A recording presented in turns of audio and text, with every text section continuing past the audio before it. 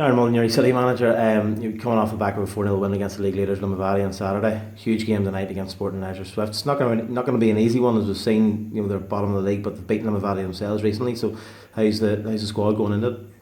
Yeah, it's the first time this season that we've had a completely full squad, which is coming around at a good time, and we're certainly going to need it. I expect the Sporting Leisure game to be every bit as difficult as Limavady, because they're fighting for their survival in this league, and they are a difficult side to play against. They're physical and they're in your face, so we know what to expect. But I think the change from previous years is we're well fit for the physical end of the game. We've got a strong squad and strong characters, so we're going down a good form after Saturday's result, but we have to put that to one side and make sure we build on it.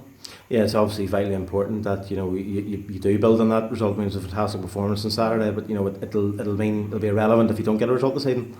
Exactly. We were disappointed last week against Donegal Celtic. Although we didn't play particularly bad, on Saturday was a magnificent performance.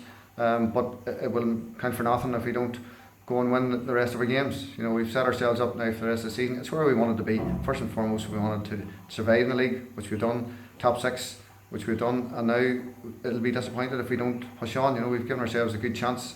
Saturday's result shows that we're well capable of competing in this league, but tonight's game is going to be a different encounter altogether, but it's one that we need to win.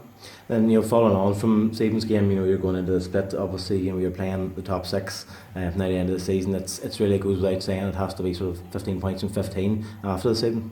It is. Every game is going to be a cup final. That's just the way it's going to be. But the players set a high standard on Saturday, and there's no excuses for dropping below it, because we've got the full squad back. If people aren't performing, they're going to be replaced pretty quickly. So the incentive to stay in the team should be enough to make sure players keep their performance levels high.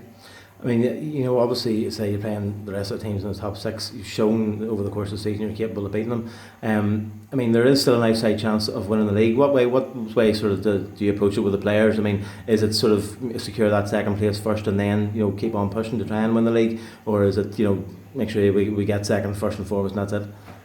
Well, all we can do is win our own games, and I actually spoke before the game on Saturday to say, we don't want to be kicking ourselves, if Limavady end up dropping points and we look back on it as a missed opportunity on Saturday, and thankfully we got the 3 points, but we just need to make sure we win our own games.